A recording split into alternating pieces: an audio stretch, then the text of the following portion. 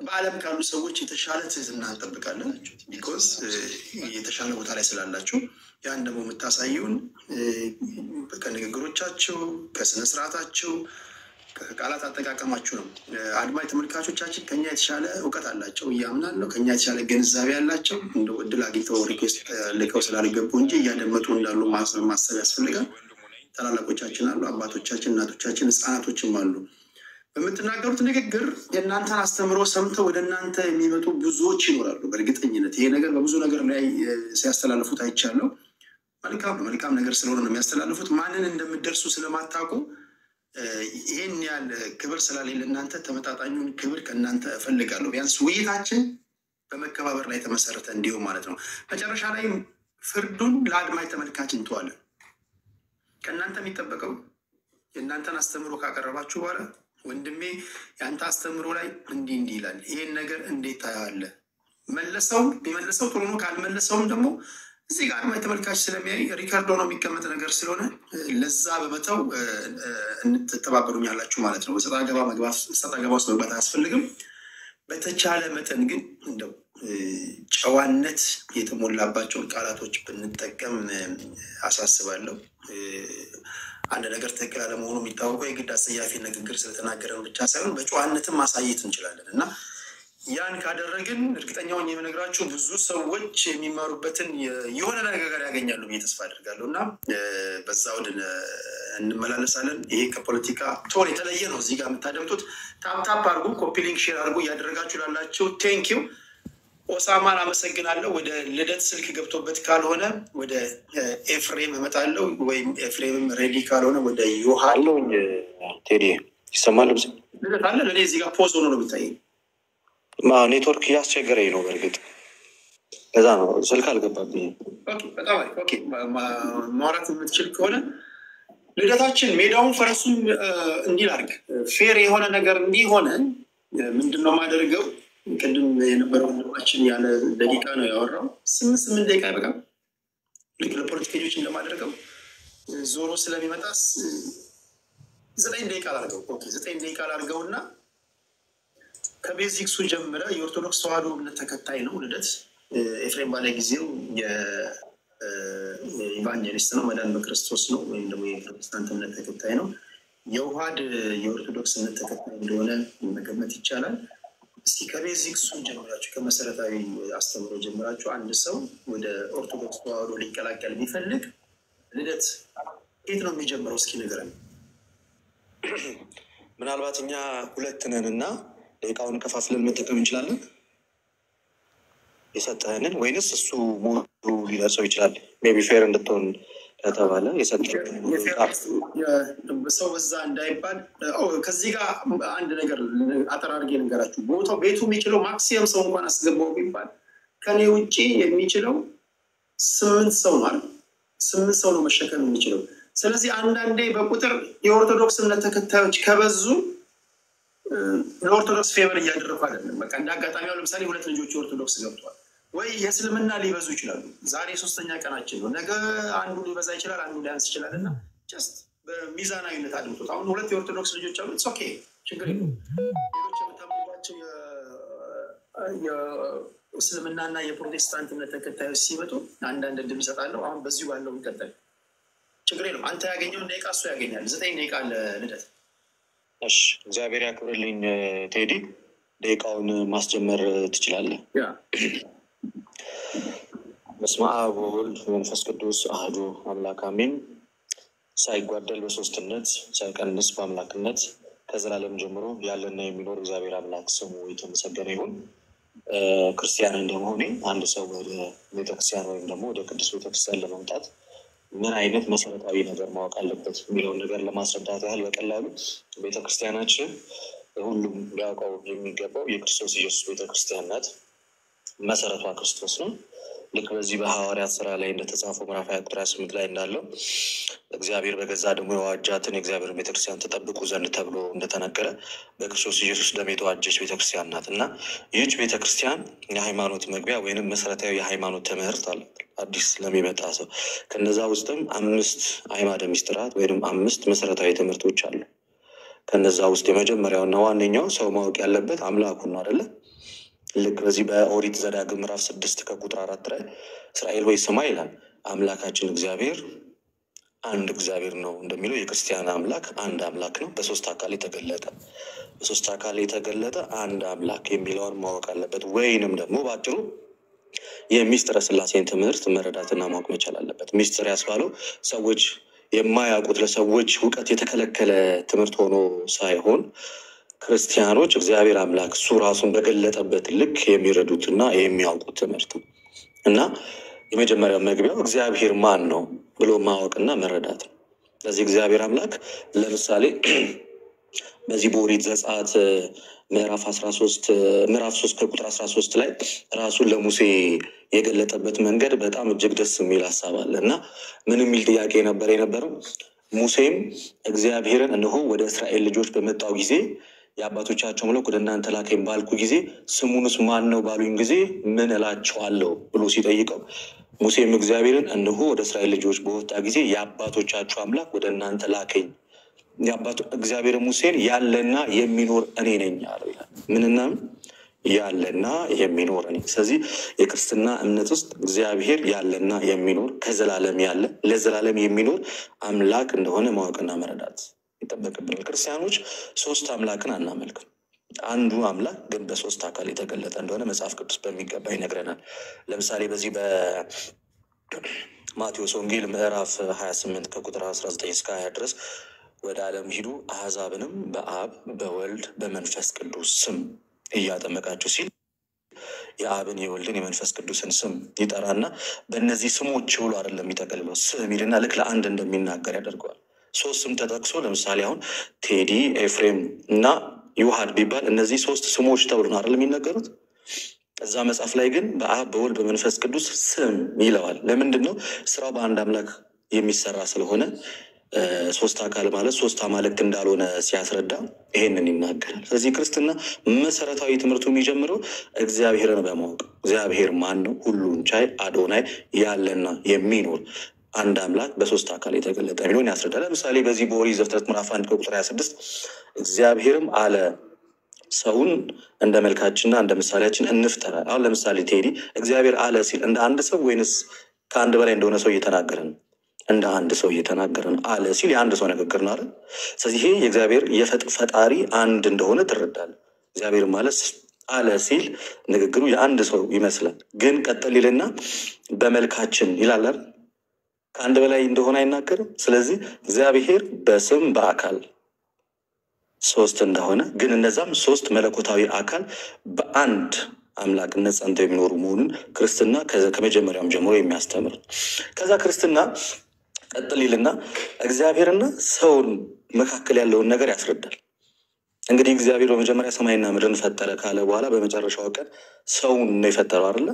ሰውን በመልኩ ከፈጠረ በኋላ ሰው የእግዚአብሔርን ትእዛዝ በማፍረሱ ወደቀ። በመውደቁ ምክንያት ሞት ወደ ሰው ልጆች ሁሉ ገባ። ስለዚህ ያንን የሰው ልጅ ለማዳን እግዚአብሔር ምን አደረገ? አስቀድሞ ነቢያትን ኋላም ደግሞ ራሱ አንድያ ልጁ ወደዚህ ዓለም መጥቶ ሰው በመሆን ዓለምን ያዳነበትን ትምህርት ቤተክርስቲያናችን የሚስጥረ ስጋዌ ወይም የአምላክ ሰው መሆን ትምህርት ብላ ትናገራለች። ከሶስቱ አካል ከአብ ከወልድ ከመንፈስ ቅዱስ አካላዊ ቃል ወልድ በዮሐንስ ወንጌል ምዕራፍ 1 ከቁጥር 1 ላይ በመጀመሪያ ቃል ነበር፣ ቃልም በእግዚአብሔር ዘንድ ነበር ካለ በኋላ ቁጥር 14 ላይ ምን ብሎ ይናገራል? ቃልም ስጋ ሆነ ሲል ከሶስቱ አካል አንዱ ወልድ የእግዚአብሔር ልጅ እርሱ ሰው እንደሆነና የሰው ልጆችን ሁሉም ወደ ዘላለም ሕይወት እንዳመጣቸው ይህ የክርስትና መሰረታዊ ትምህርት ነው። የሚስጥረ ስላሴን ከተረዳን በኋላ አንድ አምላክ በሶስት አካል የሚለውን ጽኑ ትምህርት ካወቅን በኋላ ቀጣዩ የሚቀጥለው ዋነኛ ነገር የምንረዳው ምንድን ነው ማለት ነው? በዚህ በዮሐንስ ወንጌል ምዕራፍ 3 ከቁጥር 16 ላይ ያለውን መሰረታዊ ቃል የክርስትና ዋና ክፍል ሆኖ እናገኘዋለን። ልክ በእርሱ የሚያምን ሁሉ የዘላለም ሕይወት እንዲኖረው ነው እንጂ እንዳይጠፋ እግዚአብሔር ስንት ልጁን ይላል?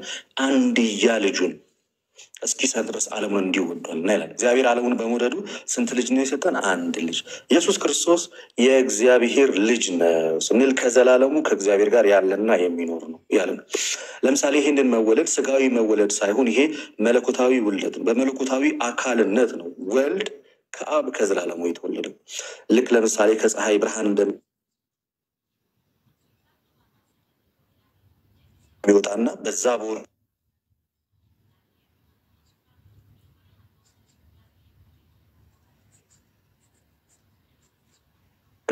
ይቆራርጣል ልደት በአብና በወልድ አሁን ተመልሼ ይሆን ምናልባት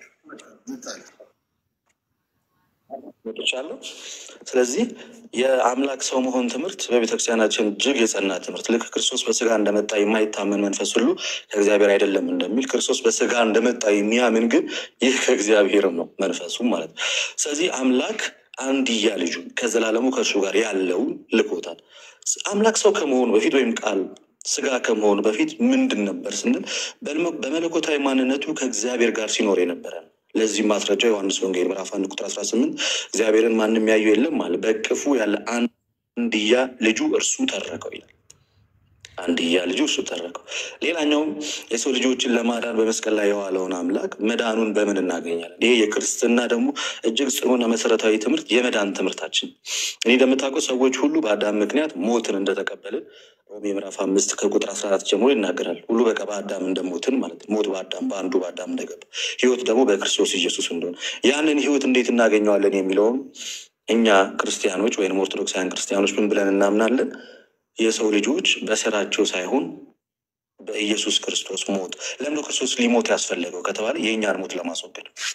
የመጽሐፍ ቅዱስ ጥቅስ ለመጥቀስ ያህል በዚህ በዕብራውያን መልእክት ምዕራፍ 2 ላይ ሐዋርያው ቅዱስ ጳውሎስ እንደዚህ ብሎ ይናገራል። በዕብራውያን መልእክቱ ምዕራፍ 2 ከቁጥር 14 እስከ 15 ላይ ለምን አምላክ ሰው እንደሆነና ምን እንደሆነ ሲናገር እንደዚህ ይላል። እንግዲህ ይላል ልጆቹ በስጋና በደም ስለሚካፈሉ እርሱ ደግሞ በሞት ላይ ስልጣን ያለውን በምን እንዲሽር? በሞቱ እንዲሽር። ሰው በአዳም ምክንያት የመጣበትን ሞት በራሱ አቅም መሻር አልቻለም። ስለዚህ ሞትን የሚያሸንፍ አምላክ ነው። አምላክ ደግሞ በባህሪው የሚሞት አይደለም። የሚሞት ስላልሆነ የሚሞተውን የእኛን ስጋ የራሱ ገንዘብ አደረገና ሞትን በአምላካዊ ኃይሉ ድል እንዳደረገው እናውቃለን። እንዲህ ይላል ሞትን በሞቱ እንዲሽር ይላል። ይኸውም ዲያብሎስ ነው። በሕይወታቸው ሁሉ ስለ ሞት ፍርሃት በባርነት ያሰሩት የነበሩትን ነፃ እንዳይወጣ በስጋና በደም እንዲሁ ተካፈለ ይላል። ቀጣዩን ዮሐንስ ስለሚቀጥለው ምንም ችግር ነው። ጠቅላላ ስናደርገው የክርስትና ትምህርት እግዚአብሔር አምላክ ያለና የሚኖር ከዘላለሙ ያለ ከዛ ደግሞ የጠፋውን የሰው ልጅ ለማዳን በስጋ የተገለጠ አምላክ ያን በስጋ የተገለጠ አምላክ ዓለምን ያዳነ ያንን ድነት ደግሞ የሰው ልጆች ተካፍሎ በክርስቶስ ኢየሱስ አምኖ በአብ በወልድ በመንፈስ ቅዱስም ተጠምቀው የእግዚአብሔር ልጆች የሚሆኑበትና የልጅነት ስልጣን ተቀብሎ እግዚአብሔርን አባት ብለው የሚያምኑበት እምነት ነው ባጭሩ። ልክ ሮሜ ምዕራፍ 8 ቁጥር 17 ላይ አባ ብለን የሚጮህበትን ልጅነትን መንፈስ እንደተቀበለን እና ልጆች ከሆንን ደግሞ ወራሾችም ጭምር እንደሆነ ይነግረናል። ማለት የእግዚአብሔር ወራሾች ልጅነትን የማግኘት እምነት ወይም የመዳን እምነት ባጭሩ ክርስትና ነው ማለት ነው። ቴንኪው ልደታችን። ብዙዎቻችሁ ቪዲዮ ቢከፍቱ ትላላችሁ። አይዶን ነው መክፈት የሚችሉ ከሆነ አላውቅም፣ ቢሆን ደስ ይላል። ካልሆነም ችግር የለውም መክፈት ትችላላችሁ ቪዲዮ። እርስ በርሳችሁም ስለምትጠያየቁ አንዳችሁ መጠያየቅም ስለሚኖር እንደዛ ማድረግ ትችላላችሁ። አንዴ ቴዲ እዚህ ጋር ሁለት ኦርቶዶክስ ነው እየታየኛለው። አቻ እንድንሆን ከሁላችንም አንድ ይሁን። ያው እንግዲህ ከሙስሊም አንድ ሰው ገብቷል፣ ከፕሮቴስታንት አንድ ሰው ገብቷል። ኦርቶዶክስ ግን ሁለት ነው ያለው። ለሁለቱም ደግሞ 8 ደቂቃ ከተሰጠ ፌር አይደለም። ኦኬ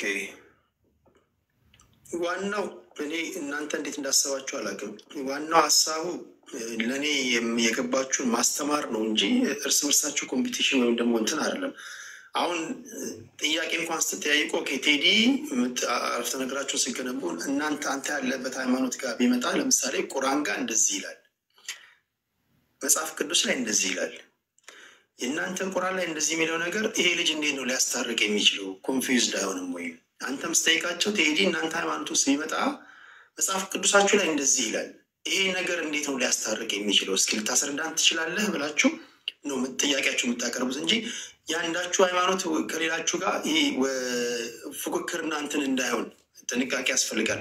በተረፈ ግን ሁለት መሆን አለብን ከሁላችንም እምነት ተከታዮች። ለአንዱ 18 ደቂቃ ለሌሎቻችን 9 ደቂቃ ከሆነ ፌር አይደለም ካላችሁ ሁለት ጨምራለሁ በእናንተ ጥቆማ። እኔ አይዶን አላቃቸውም፣ ስለማላቃቸው ወይ በኮመንት እያነበብኩኝ ነው አስገባውና ልክ ልደት ዮሐድን አስገባው እንዳለ አንተ የምትጠቁመው ካለ ኤፍሬምም የሚጠቁመው ካለ አንዳንድ ሰው አስገባለሁ።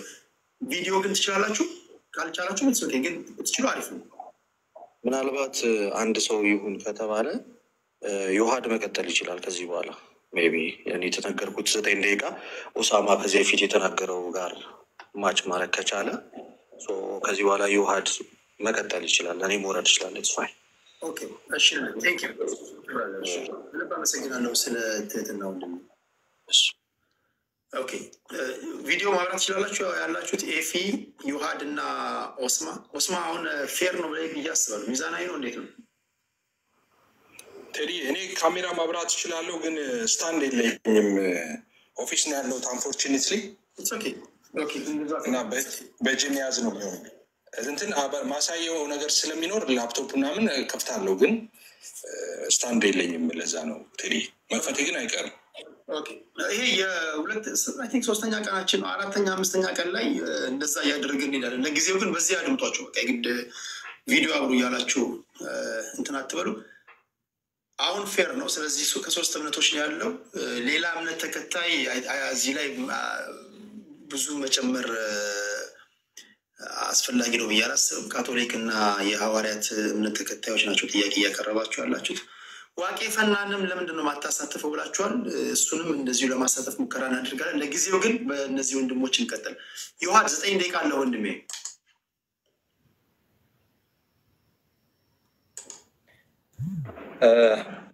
ድጋሜ ለኦርቶዶክስ 9 ደቂቃ እየተሰጠ ነው። ፌር አይደለም። ኤፍሬም ነው መቀጠል ያለበት። ኤፍሬም ፕሮቴስታንት ነው መሰለኝ። ኤፍሬም ነው ለካ።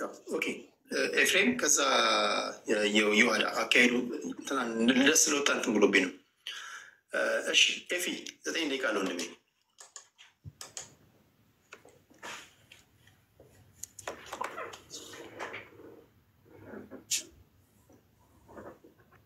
አመሰግናለሁ ቴዲ። አሁን እንደተለመደው በቀደም ለታ ትንሽ ነገረ ድነትን በተመለከተ የተወሰነ ነገር አንስቼ ስለነበረ አሁን ትሪኒቲ ላይ ቆንጆ ነገር አንስቷለትም። እኔ እዛ ላይ ትንሽ ነገር ማለት ፈልጋለሁ ትሪኒቲ ላይ ማለት ነው እና ደቂቃ ከተያዘልኝ ወደዛ መግባት ይችላለሁ። ኦስማንና ዮሐድዬ ሰላም ብያቸዋለሁ ሁለታችሁንም ማለት ነው። ስለዚህ ልጀምር ቴዲዬ። መጀመር ይችላል ያ። እሺ ሁላችሁንም ሰላም ብያለሁ። ከታች ያላችሁ ሁላችሁም ቀጥሎ የምናገረው ነገር በጣም በጥንቃቄ ልትሰሙኝ ለምናለሁ። አይቤግ እንደዛ እንድታደርጉ በጥንቃቄ እንድትሰሙ። ክርስቲያኖች 3 አምላክ ያመልካሉ ወይ? ክርስቲያኖች 3 አምላክ ነው የሚያመልኩት። በተደጋጋሚ ትሪኒቴሪያን ያልሆኑ ወይም ከትሪኒቲ ውጭ ከስላሴ አማንያን ውጭ ያሉ ሰዎች ስላሴን በተመለከተ ብዙ ጊዜ ሚስ ሪፕሬዘንት ያደርጋሉ። ክርስትናን 3 አምላክ እንደምናመልክ ወይም ትራይቲዝም እንደሆነ የኛ የስላሴ መሰረት እንደዛ ያወራሉ፣ እንደዛ ይናገራሉ። ግን በፍጹም እኛ 3 አምላክ አምልከን አናውቅም። 3 አምላክ እናምልክም ብንል 3 አምላክ የለም፣ ኤግዚስትም አያደርግም 3 አምላክ። እሱን ነገር ትንሽ ለማለት ነው። በዛ ላይ ከስሙ ቢጀምር ሰለሰ የሚለው ነገር ብዙ ጊዜ መጽሐፍ ቅዱስ ላይ የለም ይባላል በተደጋጋሚ። 3 ሰለሰ ማለት ከግዕዝ የወጣ ነው። ሶስትነት ማለት ነው፣ ሌላ አይደለም ስላሴ ማለት። ስለዚህ የስነ መለኮት ቃል ነው እንጂ የመጽሐፍ ቅዱስ ቃል አይደለም፣ ባይብሊካል ወርድ አይደለም ስላሴ የሚለው። ስለዚህ መጽሐፍ ቅዱስ ላይ ስላሴ የለም የሚባል ቀልድም አለ። መጽሐፍ ቅዱስ ላይ ስላሴ የሚለውን ፊደል ሳይሆን የምንፈልገው ሄደን አብ ወልድ መንፈስ ቅዱስ የሚባሉ ፐርሰኖች አሉ ነው። አብ ወልድ መንፈስ ቅዱስ የሚባሉ ፐርሰኖች ደግሞ ከዘፍጥረት እስከ ራዕይ በመጽሐፍ ቅዱስ ውስጥ የተጠለቀለቀ ትምህርት ነው እንደሚታወቀው። ስለዚህ ያ ሶስትነት ለዛ ሶስትነት የተሰጠ የስነ መለኮት ቃል ነው እንጂ የመጽሐፍ ቅዱስ ወርድ አይደለም። ስለዚህ ስላሴ የለም ሳይሆን ስላሴ የሚለው የስነ መለኮት ቃልን መጽሐፍ ቅዱስ ውስጥ መፈለግ ነው። እሱ ነው ትንሽ ጤነኛ ያልሆነው ማለት ነው እንጂ ስላሴ ከዘፍጥረት እስከ ራዕይ ያለ ነው፣ በመጽሐፍ ቅዱስ ውስጥ አለ። ስላሴ ግን ማለት ሶስትነት ነው። ስትፈልግ ሄደህ የምትፈልገው ሶስትነት የሚለውን ነው የምትፈልገው እንጂ ያን ልዩ ሶስትነትን ነው የምትፈልገው። እሱን ነው እንጂ ስላሴ የሚለውን ፊደል ሄደህ ፈልገህ ስላሴ የለም መጽሐፍ ቅዱስ ላይ ማለት ቀልድ ነው። ስላሴ የሚባል እንደ አብ እንደ ወልድ እንደ መንፈስ ቅዱስ ፐርሰን የሆነ 4ኛ አካል የለም። ስላሴ ማለት የአብ የወልድ መንፈስ ቅዱስ ስም ነው፣ የስነ መለኮት ቃል ነው ቃሉ ማለት ነው። ኦኬ ከሱ ልጀምር ብዬ ነው። እሺ ሶስት አምላክ እናመልካለን ወይ? ሶስት አምላክ የሚባል የለም። ሲጀምር የለም። ቢኖር ጥሩ ነበረ፣ ግን ሶስት አምላክ የሚባልም ኤግዚስት አያደርግም። ኤግዚስት አድርጎም አያውቅም። የክርስቲያኖች አምላክ አንድ አምላክ ነው። ማን ይባላል? አብ፣ ወልድ፣ መንፈስ ቅዱስ ይባላል። ኦኬ እዚህ ጋር እንደምታዩት ፋደር አለ፣ አብ ማለት ነው። ሰን አለ እዚህ ጋር፣ ወልድ ማለት ነው። ሆሊ ስፒሪት አለ፣ መንፈስ ቅዱስ ማለት ነው። እቺ ጋድ የምትለዋ እዚህ ጋር ኢሰንስ ነች ወይም ኔቸር ነች እንደምታውቁት። ኦኬ እሺ ይሄ አንዱ ኔቸር አንዱ ኔቸር በሶስቱም በአብ በወልድ በመንፈስ ቅዱስ በሶስቱ አካላት ውስጥ በሙላት ይኖራል። የትኛው? ይሄ አንዱ ኔቸር። ኦኬ አንዱ ኢሰንስ በሶስቱ ውስጥ በሙላት ይኖራል። ኦኬ ኢየሱስን ወይም ደግሞ ወልድን አምላክ ነው ትላላችሁ? አዎ። አብ አምላክ ነው ትላላችሁ? አዎ። መንፈስ ቅዱስም አምላክ ነው ትላላችሁ? አዎ። ስለዚህ ሶስት አምላክ ነው የምታመልኩት ማለት ነው። አምላክ አምላክ አምላክ፣ ስለዚህ ሶስት አምላክ ነው ይላሉ። ነው አይደለም፣ አንድ አምላክ ነው። አምላክ አምላክ አምላክ አንድ አምላክ እንዴት ይመጣል? አምላክ አምላክ አምላክ ካልክ በኋላ ከዛ በኋላ ዴን አንድ አምላክ እንዴት ትላለህ? በጣም ጥሩ። አብም ወልድም መንፈስ ቅዱስም ይሄን አንዱን ኔቸር ነው የሚካፈሉት። ኦኬ ይሄ አንዱ ኔቸር ነው በአብም በወልድም በመንፈስ ቅዱስም ውስጥ ያለው። አብ የራሱ መለኮት የለውም፣ ወልድ የራሱ መለኮት የለውም፣ መንፈስ ቅዱስ የራሱ መለኮት የለውም። ያለው አንድ መለኮት ነው። መለኮት አይከፈልም። ይሄ አንዱ መለኮት አብም ወልድም መንፈስ ቅዱስም ሼር የሚያደርጉት ፉሊ ሼር የሚያደርጉት ይሄን አንዱን ኔቸር ነው። አብ የራሱ መለኮት ቢኖረው፣ ወልድ የራሱ መለኮት፣ መንፈስ ቅዱስ የራሱ መለኮት ቢኖረው ሶስት አማልክት ነው። ነገር ግን የለም፣ አብ ከወልድ የተለየ አምላክነት የለውም፣ ወልድ ከአብ የተለየ አምላክነት የለውም፣ መንፈስ ቅዱስ ከአብና ከወልድ የተለየ አምላክነት የለውም። አንድ አምላክ ነው ያለው የምንለው ለዚህ ነው። ኢሰንሱ አንድ ስለሆነ ማለት ነው። በፐርሰን ኦፍ ኮርስ 3 ዲስቲንክት ፐርሰንስ አሉ። ኦኬ 3 አካላት አሉ። ነገር ግን አንድ መለኮት ነው ያለው። ይሄን አንዱን ኔቸር ነው በአብም በወልድም በመንፈስ ቅዱስም ውስጥ ያለው። ኦኬ ስለዚህ ከዛ የተነሳ ነው አብን አምላክ ወልድን አምላክ መንፈስ ቅዱስን አምላክ የምንለው። ይሄ አንዱ ኔቸርን ፉሊ ኦኬ በሶስቱም አካላት ውስጥ ስላለ ነው። 1 2 3 ብለው ይቆጥሩና አካላትን ቆጥረው 3 አምላክ አለ ይላሉ። ይሄ ፐርሰን ነው። ኢሰንስ አንድ ነው። ኦኬ አንዱ ኢሰንስ ነው በሶስቱም አካላት ውስጥ ያለው። ለምሳሌ በምድር ላይ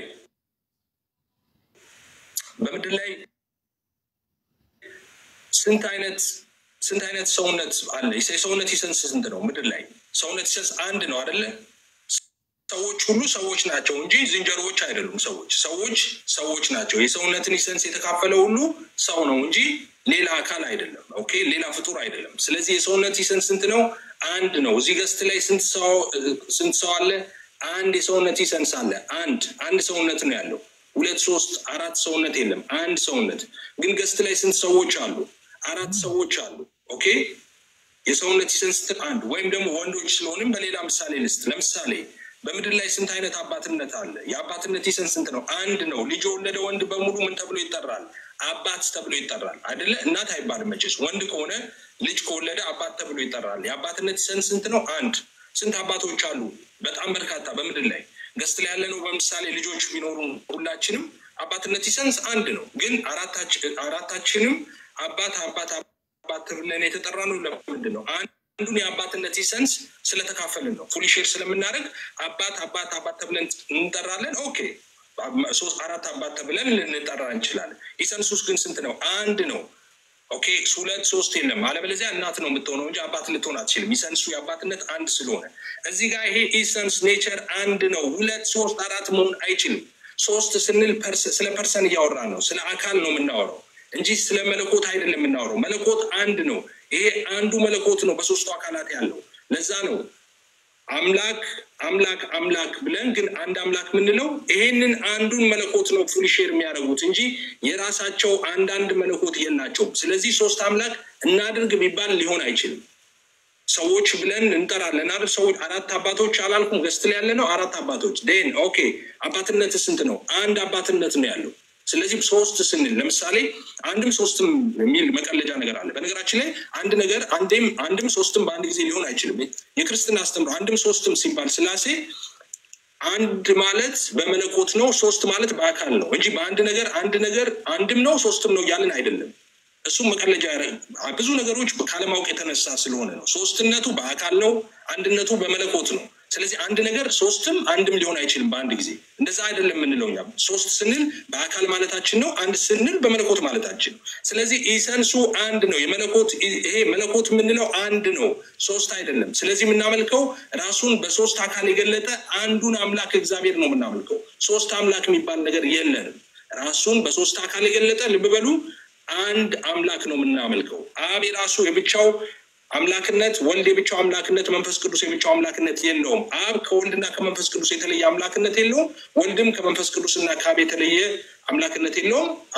መንፈስ ቅዱስም እንደዛው። ስለዚህ ሶስት አምላክ ታመልካላችሁ የሚባለው ውሸት ነው። ሶስት አምላክ እናድርግም ብንል አናደርግም። አንድ አምላክነት ነው ያለው። አንድ ይሄ ነው በሶስቱም አካላት ውስጥ በሙላት ያለው። ኦኬ። ስለዚህ ሶስት አምላክ ነው የምታመልኩት የሚባለው ነገር ሐሰት ነው፣ ስም ማጥፋት ነው። ሶስት አምላክ አናመልክም። የኛ አምላክ አብ ወልድ መንፈስ ቅዱስ ይባላል። ራሱን በሶስት አካል የገለጠው አንዱን አምላክ ነው የምናመልከው። አካል ስንል ረቂቅ መንፈሳዊ አካል ማለታችን ነው። የሚጨበጥ የሚዳሰስ ማለት እኔ ማለት የሚችል ረቂቅ መንፈሳዊ አካል ነው እያወራን ያለ ነው እንጂ የሚጨበጥ የሚዳሰስ አካል ማለት አይደለም። ኦኬ፣ አንድ ደቂቃ ነው ያለኝ። ኦኬ። ስለዚህ ይሄ ነገር ገዚው ላይ ሊጨርሰው በቃ አንድ ደቂቃ ከሆነ ያለኝ። ስለዚህ ሶስት አምላክ ነው የሚያመልኩት ክርስቲያኖች የሚባለው ውሸት ነው፣ ውሸት ነው፣ ውሸት ነው። ክርስትና ሶስት አምላክ እና በነገራችን ላይ ኤግዚስት የሚያደርግም ሶስት አምላክ የለም። ምድር ላይ ያለው እግዚአብሔር ከአማልክቶች መካከል እንደ አንዱ ሳይሆን ከአማልክት መካከል ብቸኛ አምላክ ነው። ሶስት አምላክም ሁለት አምላክም የለም ምድር ላይ። ምድር ላይ ያለው በሰማይ ያለው ኤግዚስት የሚያደርገው አንድ አምላክ ነው። እሱም የክርስቲያኖች አምላክ ነው። አብ ወልድ መንፈስ ቅዱስ አንድ አምላክ ይባላል። አንድ አምላክ ራሱን በሶስት አካል የገለጠ ይሄ አንድ ነው። በሶስቱም አካላት ውስጥ በሙላት ያለው እንጂ አብ የራሱ መለኮት፣ ወልድ የራሱ፣ መንፈስ ቅዱስ የራሱ መለኮት የለውም። አመሰግናለሁ። ቴዲ ቴንክ ዩ። ዮሐድ ንጉስ ሰላም፣ እንዴት አመሻችሁ? ይሰማል? ይሰማል። እግዚአብሔር ይመስገን። እንዴት ነህ? እግዚአብሔር ይመስገን። ሁላችሁንም ሰላም ብያለሁ።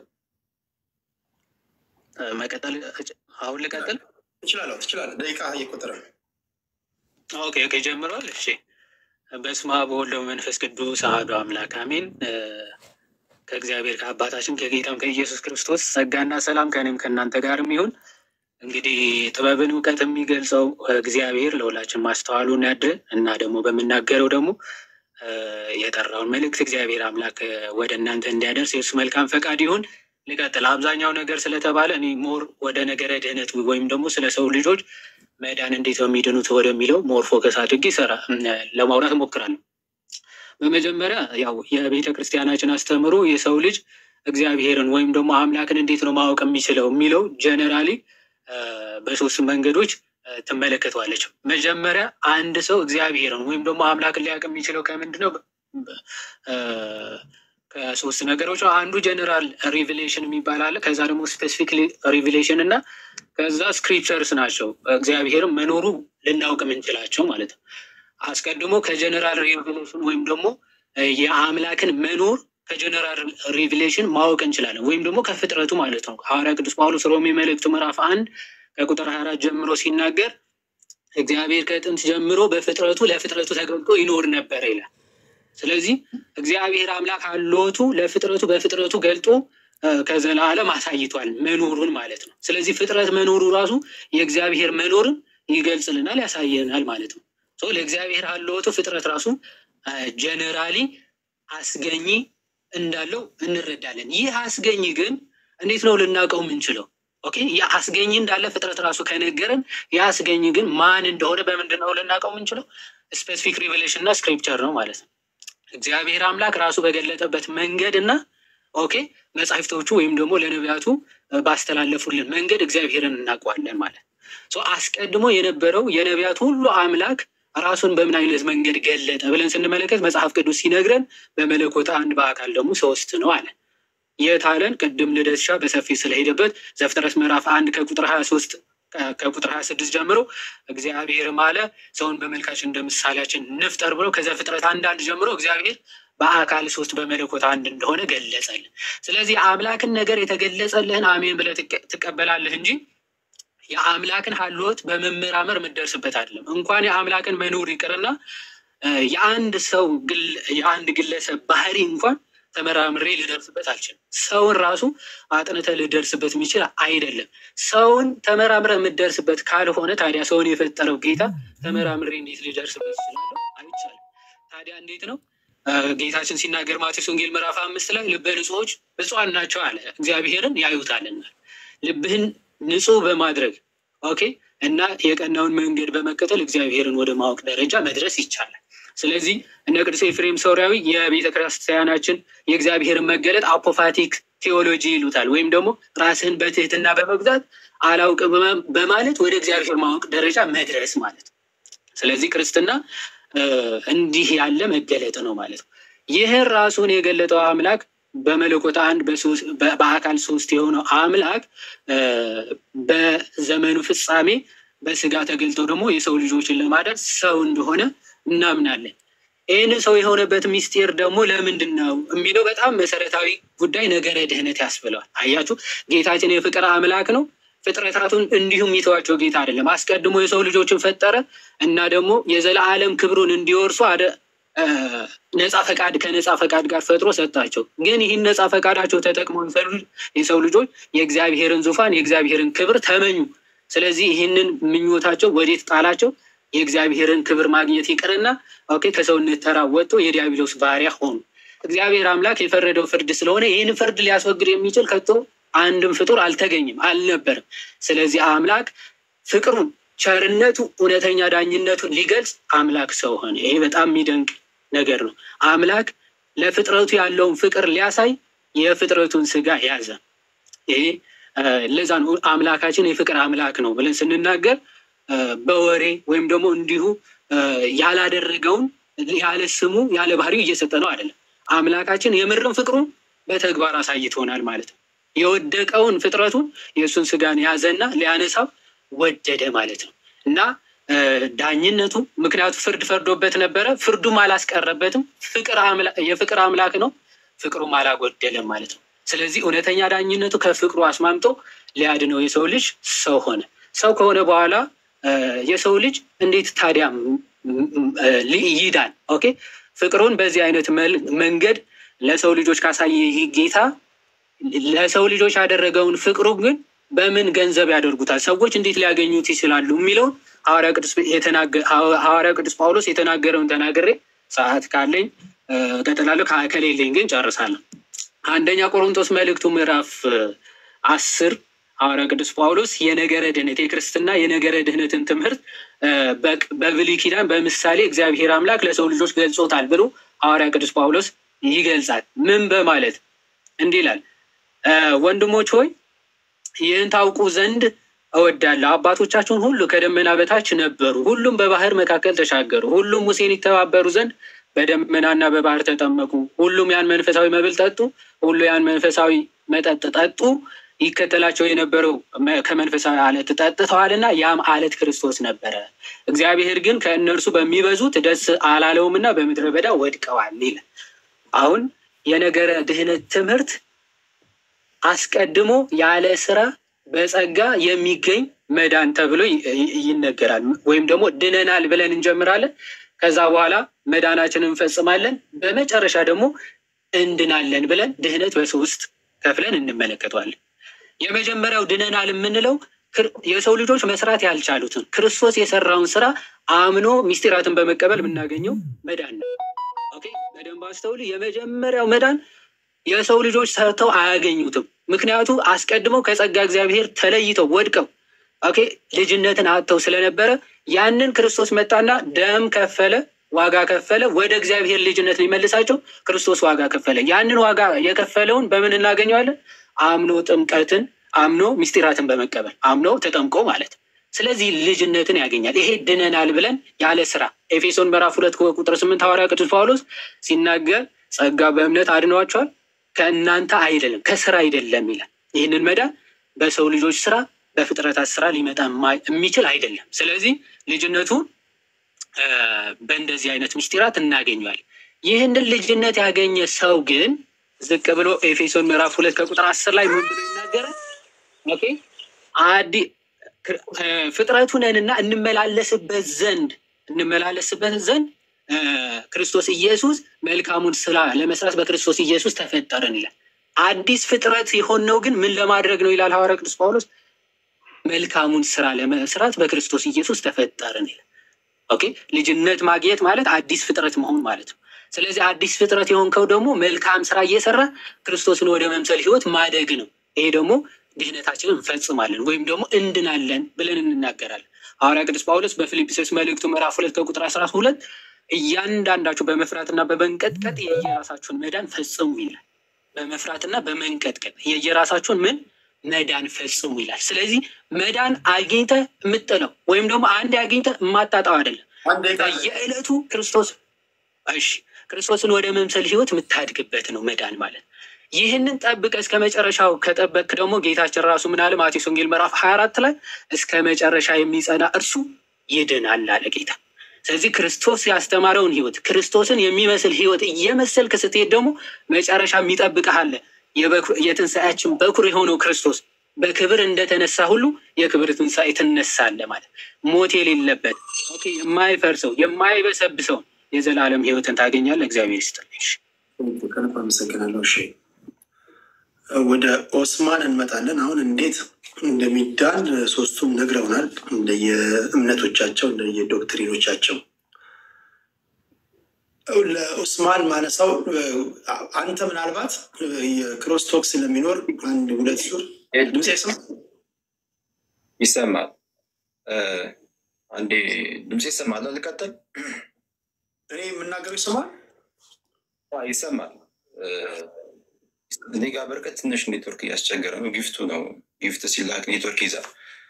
ምንድን ነው መሰለህ አሁን እዚህ ጋር ልብ ማለት ያለብህ ኦርቶዶክስ 2 ጊዜ ነው ስለ እምነቱ የሰበከው። ኦኬ፣ ፕሮቴስታንትና ሙስሊም ደግሞ አንድ ጊዜ ነው።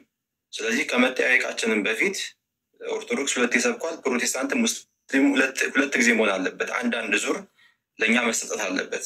ኦኬ፣ ልደትና ዮሐድ ሁለቱም ኦርቶዶክስ ናቸው አይደል እንዴ? ስለዚህ 2 ጊዜ ነው ስለ ኦርቶዶክስ የተናገረው። ስለ እስልምናም ስለ ፕሮቴስታንትም እንደዛው መሆን አለበት፣ ፌር እንዲሆን ማለት ነው። ቆይ ቁጥሩን ተውት፣ 5 ሰውም ገብቶ 1 ሰውም ካለ ዋናው አንተ በእምነት ላይ መተማመንህ ማሳደር ነው። ዋናው አንተ እነሱ ሲናገሩ አድምጫቸው አንተ ስትናገር ኢንተራፕት አለማድረጌ ነው። በተረፈ የሚሰራው ቃሉ ነው፣ አንተ ውስጥ ያለው ነው ቃሉ የሚሰራው ብዬ ነው የማምነው። በተቻለ መጠን ግን ስብጥሩ ሚዛናዊ እንዲሆን አደርጋለሁ። አሁን ያኛው ስለተስተካከለ ድጋሚ ወደኋላ እንመለስም። ኦልሬዲ ገብቶ ነበር ልደት ከገባ አይቀር ተናግሮ ሄዷል። ይሄ የመጀመሪያም የመጨረሻም አይደለም። እንቀጥላለን። ገና ብዙ ነገሮችን ስለምንነካካ በዚሁ ኮምፕሌን እያቀረብን ወደኋላ እንዳንጎተት እሱ መስተካከያ ቢሰጥበት። ኦልሬዲ ተናግሯል። ሰዎች ያደመጡትን አድምጠዋል። በዛው ብንረዳው። ሌላ ምትለዋለህ? አይ ችግር የለም ማለት እንግዲህ አሁን ደቂቃ ሲሰጥ በሰፊው ደቂቃ ሲሰጥ ሰው ስለራሱ ሃይማኖት በሰፊው ለመግለጽ ይመቸዋል። ገባ እንትን እንዲሆነ ችግር የለም። እንዲሁም መቀጠል እንችላለን። ኖርማል ነው። ኦኬ፣ ወደ እንትኑ እንመለስ። እናንተ ጋር ለምሳሌ ኦርቶዶክሶችን የፕሮቴስታንቶችን ሰምተናል። እናንተ ጋር ለመዳን ስራ ያስፈልጋል? ስራ የሚባል ነገር አለ ወይስ እንዲሁ አላህን ሰዎች አላህን ከተቀበሉ በኋላ ኦልሬዲ አውቶማቲካሊ የጀነት በር ይከፈትላቸዋል?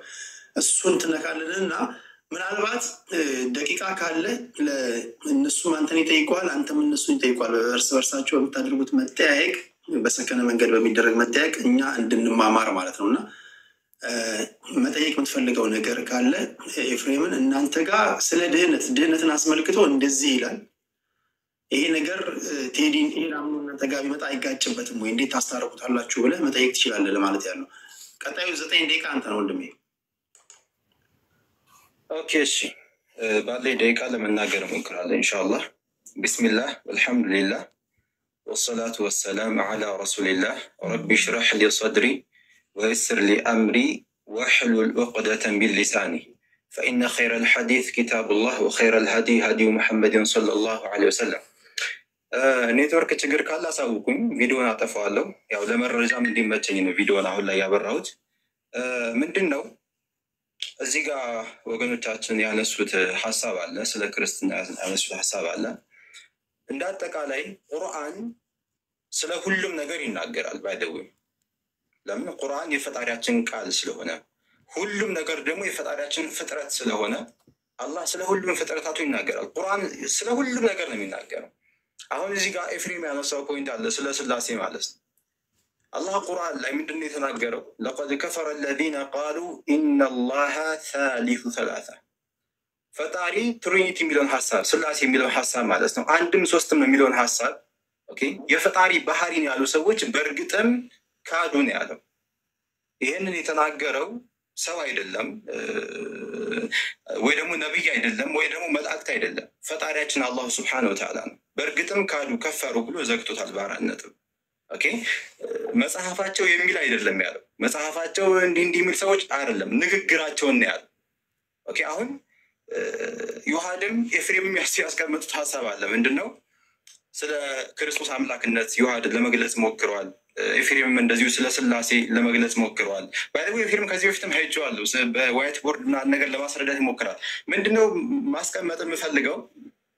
ኤፍሬም ስለ ስላሴ ማስረጃ ቢያገኙ ኑሮ እንደዚህ እንደው ይሄን ያህል ዳገት መሄድም ይሄን ያህል መንገድም መሄድም አይጠበቅበትም። አንድ ማስረጃ ይበቃል። መጽሐፍ ቅዱስ ላይ አንድ ነብይ ወይ ደግሞ ራሱ እግዚአብሔር ወይ ደግሞ ኢየሱስ ክርስቶስ የስላሴን ሀሳብ በአካል ሶስት አንድ አምላክ የሚለውን ሀሳብ ቢያስተምሩ ኑሮ አንድ ማስረጃ ይበቃል። ይህን ሁሉ ለዘጠኝ ደቂቃ ያክል ፈጣሪ ስንት ነው የሚለውን ሀሳብ ለማስረዳት ማለት ነው። ኢማጅን እንግዲህ 9 ደቂቃ ያክል ሙሉ ፈጣሪ ስንት ነው የሚለውን ነገር ነው። ይህን ያህል እንትን ማለት አያስፈልግም። ማስረጃ ቢኖር ኑሮ ዮሐድም እንደዚሁ ስለ ክርስቶስ አምላክነት ሲናገር ክርስቶስ አምላክ ነኝ አምልኩ ቢል ኑሮ አንድ ጥቅስ ይበቃል።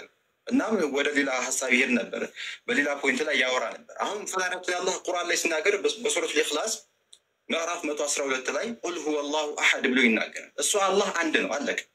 እዚህ ገብቶ እዚህ ወጥ አንድ ነው። በቃ የሚዋጥልን ይሄ ነው። መለኮት አንድ ነው። ስላሴ ላይ ከመጣን አማልክት ወደሚለው ነው የምንሄደው። አብ አለ፣ ወልድ አለ፣ መንፈስ ቅዱስ አለ። አብ ራሱን የቻለ አምላክ ነው። ወልድ ራሱን የቻለ አምላክ ነው። መንፈስ ቅዱስ ራሱን የቻለ አምላክ ነው። ቅድም ኤፍሬም ምን አለ? አማልክት ማለት አይቻልም፣ አንድ አምላክ ነው። እንዴት ሊሆን ይችላል?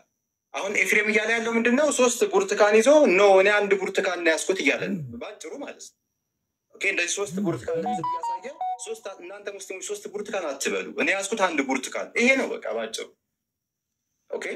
ስለ ይሄ ነው። ሌላው ደግሞ ምንድን ነው? አሁን ቅድም እንዳልኩት አንድም መጽሐፍ ቅዱስ ላይ አንድም ነብይ እግዚአብሔር መሆን አላስተማርም። ስለ ስላሴ በአካል 3 አንድ አምላክ ራሱ ኢየሱስ ክርስቶስ ለራሱ ይህን ትምህርት አልሰጠም። እንደውም እንኳን መለኮት ነኝ ሊል ይቅርና ከስላሴዎቹ አንድ ነኝ ብሎ እንኳን ሊያስተምር ይቅርና ቸር መምህር ወይ እንኳን ሲሉ ስለምን ቸር ትለኛለህ? ከአንዱ አምላክ በስተቀር ቸር የለም ይላል። አምላክ የተባለው የስላሴ አካል የተባለው ኢየሱስ ክርስቶስ አይደለም አምላክ ሊባል ይቅርና ቸር መምህር ወይ እንኳን እያሉ ሲጠሩት ስለምን ቸር ትለኛለህ? ከአንዱ አምላክ በቀር ቸር የለም እያለ ይመልሳል።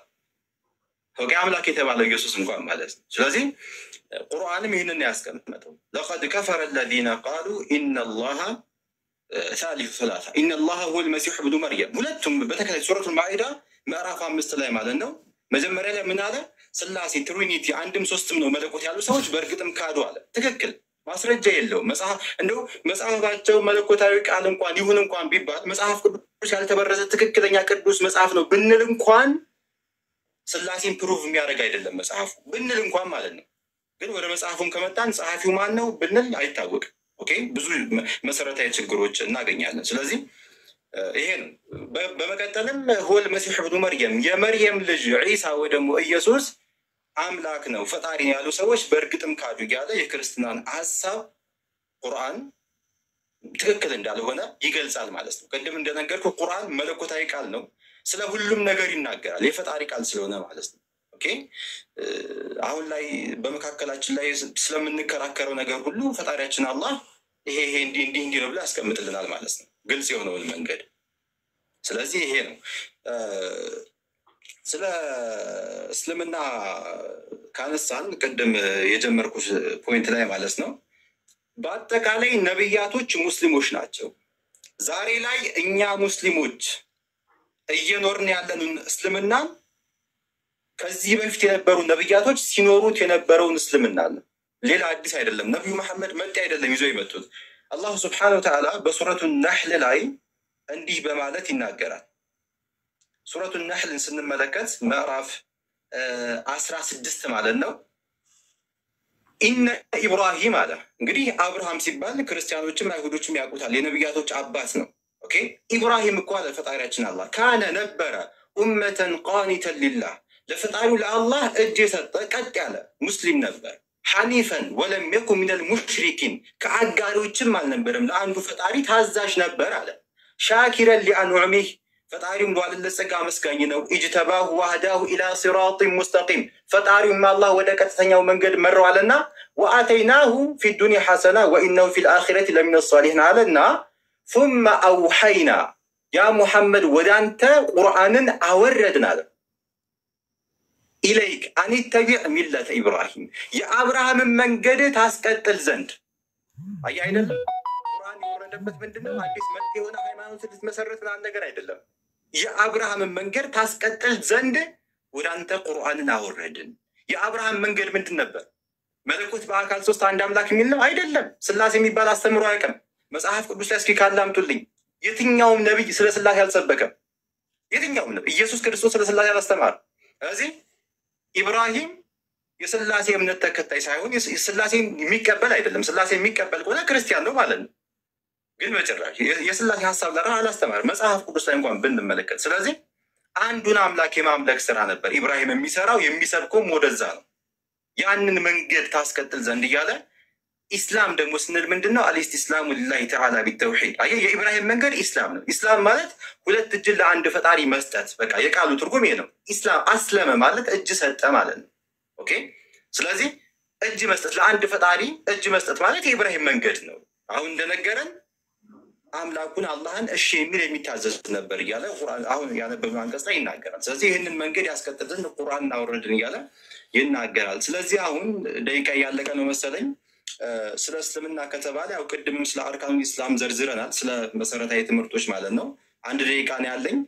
እንደ ጥያቄ ማቀርበው ምንድነው በስተመጨረሻ ኤፍሬም ባለ ጊዜ ስለ ስላሴ መጽሐፍ ቅዱስ ላይ ከፍተህ መጀመሪያ ከእግዚአብሔር እንጀምር። እግዚአብሔር ከብሉይ ኪዳን ጀምሮ ስለ ስላሴ በአካል ሶስት አንድ አምላክ የሚለውን አስተምሮ ቅድም ያስተማርከውን ማለት ነው። አእምሮም ባይቀበለው ማለት ነው። ለምን ሶስት ብርቱካን አንድ ብርቱካን ነው የሚለውን አእምሮ አይቀበለው። ስለዚህ እንደው እንዲህም እንዳለ ሆኖ ማለት ነው በአካል ሶስት አንድ አምላክ የሚለውን አስተምሮ እግዚአብሔር ካስተማረ አምጣልኝ። እግዚአብሔር ካላስተማረ ወደ ነቢያቶች እንምጣ። እነ ሙሴ እነ ዳዊት ኦኬ ካስተማሩ አምጣልኝ። ጥያቄ ነው። ኦኬ እንዲሁም ለዮሐር ደግሞ ምለው ምንድን ነው ኢየሱስ ክርስቶስ አምላክ ስለመሆኑ ቅድም ፕሩቭ ለማድረግ ሞክሯል። ኢየሱስ አንድ ቦታ እኔ ፈጣሪ ነኝ አምልኩኝ እንዲህ ከስላሴዎቹ አንዱ ነኝ አምልኩኝ ፈጣሪ ነኝ ብሎ ያስተማረበት ቦታ ካለ አንድ ቦታ አምጣልኝ። አንድ ቦታ ብቻ ማለት ነው። ስለዚህ ደቂቃ ያልቋል መሰለኝ። እነዚህን ጥያቄዎች ናቸው። ጨርሻለሁ። ቴንክ ዩ። አንድ ይሄ የፕሩፍ ወይም ደግሞ የማስረጃ ጥያቄ ነው ያነሳው። ተመሳሳዩ ነገር ከተናገሩ በኋላ ጥያቄ ላንተን ያቀርቡላል፣ አንተንም ይጠይቀዋል። በዚህ መሀል ምንም ብዙዎቻችሁ ቁም ነገር እየጨበጣችሁ እንዳላችሁ ተስፋ አድርጋለሁ። ወደ ኤፊ እንመጣለን። ኤፊያችን አለ 9 ደቂቃ አለ። ወንድሜ ካለ ይሰማል? ቴዳይ አለው። እሺ እንግዲህ እኔ ምን ጀምራለሁ። ኦሳማ አይ ቲንክ እየተከታተል አይመስለኝም ነበረ። እየተከታተል አይደለም። ምክንያቱም ቅድም የተናገርኩትን ነገሮች በሙሉ ረስቷቸዋል።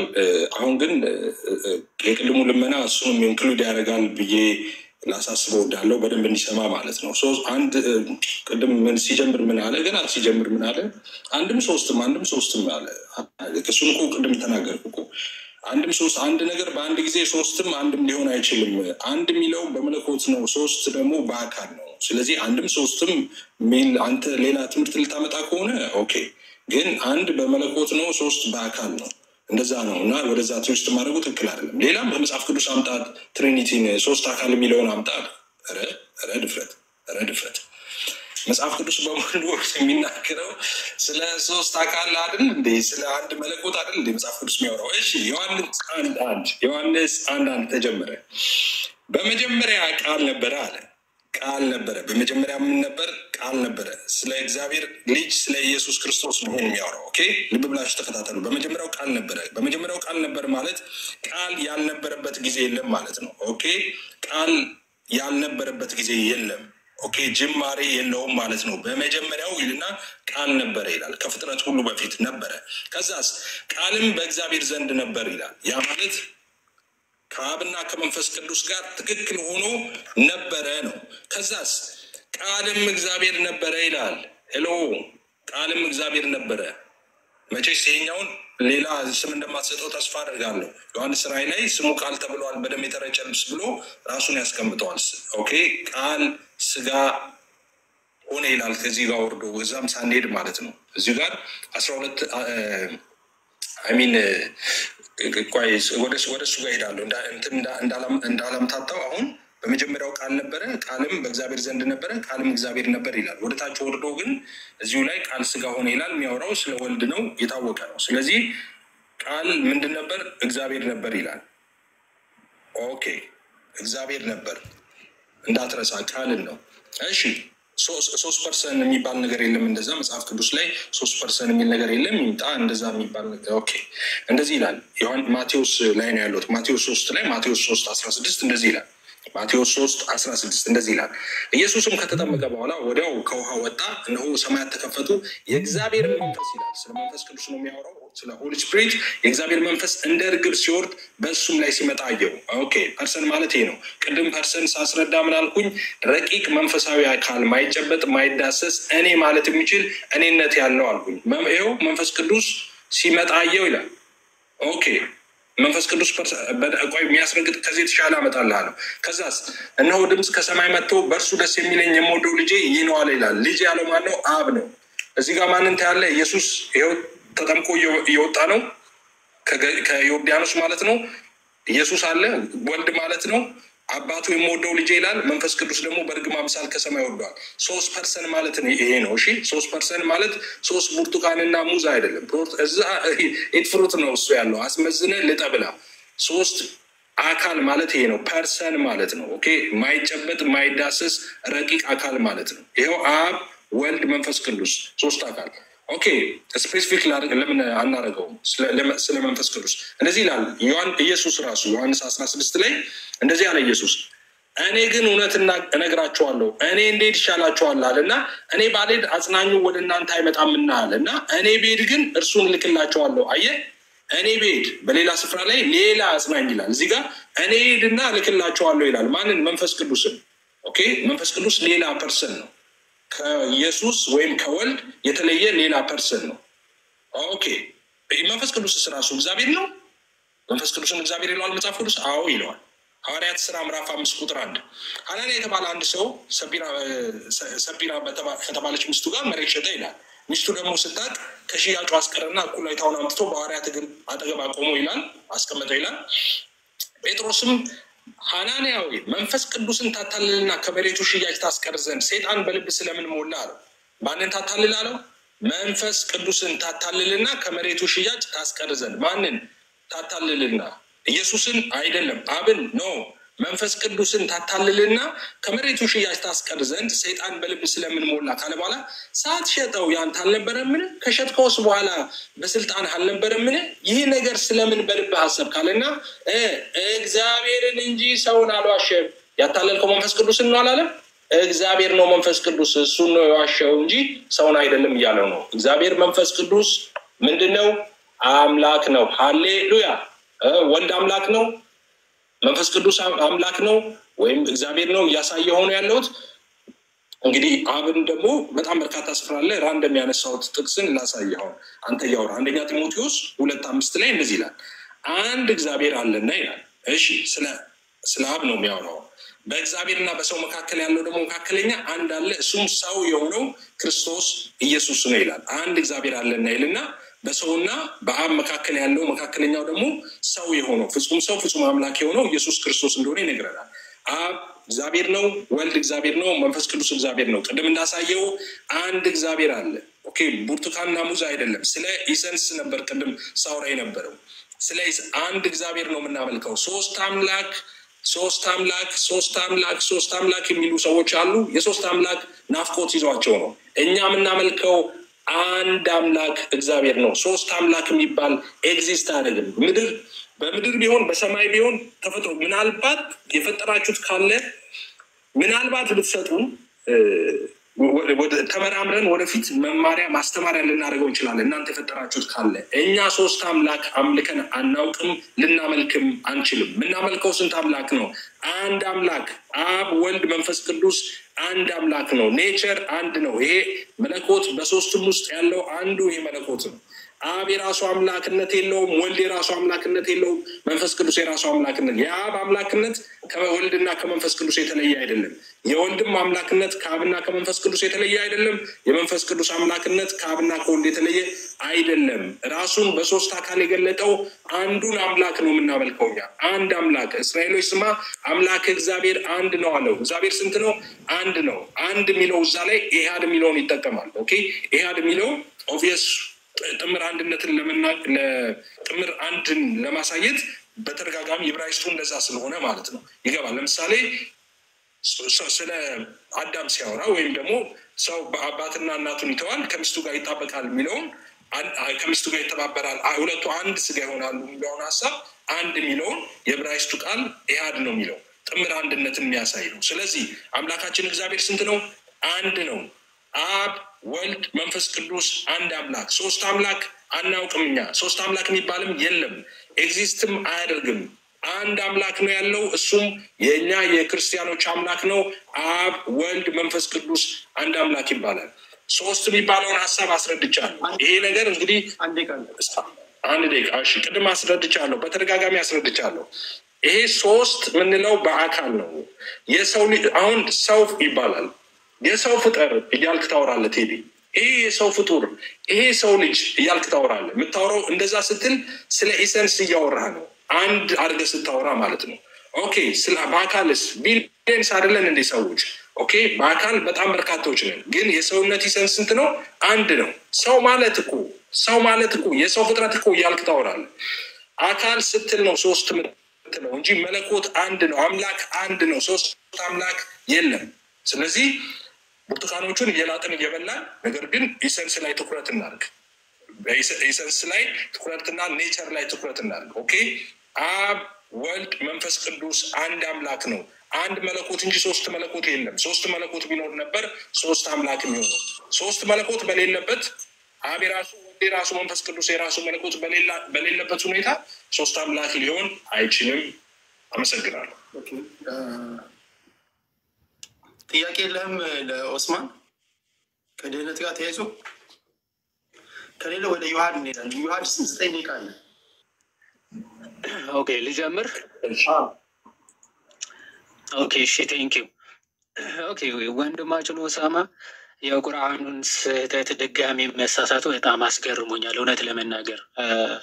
ሱራ 471 ላይ ያለውን ሀሳብ አንስቶ አላህ የተሳሳተውን ይሄ ስላሴ ጽንሰ ሀሳብ ደግሞ እዚህ ጋር ሲያነሳ በጣም አፍሬያለሁ እውነት ለመናገር። ብዙዎቹ ይሄንን ቢያንስ ፊክስ ለማድረግ ስለሚሞክሩ ማለት ነው። ይሄ ስል በማስረጃ ነው። በነገራችን ላይ አሁን አላህ ሱረቱል ኒሳ ምዕራፍ 471 ላይ የሶስት ሶስተኛ ነው ይላሉ አለና የሶስት ሶስተኛ የተባሉት ወይም ደግሞ እንደዛ የሚል አስተምረው የለም። ይሄ ራሱ የቻለ ስህተት ሆኖ ሳለ የሶስት ሶስተኛ የሚሉት ግን እነማንን ነው የሚለውን ሀሳብ ሙፈሲሮቻቸው ሲያብራሩ አሁን ተፍሲር ኢብን አባስ ላይ የሶስት ሶስተኛ የተባሉት ይላል there are three gods አሉና God son father and wife ይላል።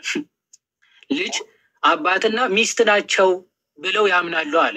ይሄ በጣም ትልቅ ስህተት ነው። እንግዲህ ከታሪክ የሚባል አካል የማይጠበቅ ስህተት ነው። ማንም በታሪክ አባት እናት እና ልጅ ብለው አምልኩ ወይም ደግሞ ሶስት ብለው አያውቅም ማለት ነው። ይህንን ስህተት ድጋሚ ሲሳሳት ተመልክተነዋል ኦሳማ። ቀጥሎ እዛው አልጀላለይንም በተመሳሳይ መንገድ ምን ይላል? ስሪ የተባሉት ይልና ጋድ ጂሰስ ኤንድ ሂዝ ማዘር ናቸዋል። እናቱ ማርያም እና ኢየሱስ ክርስቶስ እና አብ ናቸው ሶስት የተባሉት። ስለ መንፈስ ቅዱስ ምንም ኖሃው የለውም።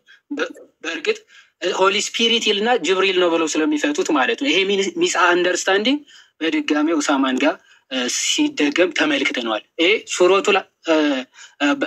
ሱረቱል ማይዳ ወይም ደግሞ ሱራ 5 72 76 116 ላይም በተደጋጋሚ የሚፈጸም ስህተት ነው ቁርአን ላይ ማለት ነው። የትሪኒቲ ጽንሰ ሀሳብ በቁርአን ላይ የተሳሳተው ኡሳማን ደግሞ በድጋሚ ሲሳሳተው ተመልክተናል። ሌላኛው ስህተት በጣም የሚገርመው ማለት ነው በታሪክም የማይገኝ ጭራሽ የማይገኝ ታሪካዊ ስህተት ሱራ 9:30 ላይ የሚገኝ ነው። አይሁዶች ዑዘይር የአላህ ልጅ ነው ብለው ያመልካሉ ይላል ቁርአን። ይህ በጣም ትልቅ ስህተት ነው። በታሪክ አንድም አይሁዳዊ ዑዘይር የሚባል የአላህ ልጅ አለ እሱን እናመልካለን ብለው አያውቁም በጭራሽ ማለት ነው። ይህንን ስህተት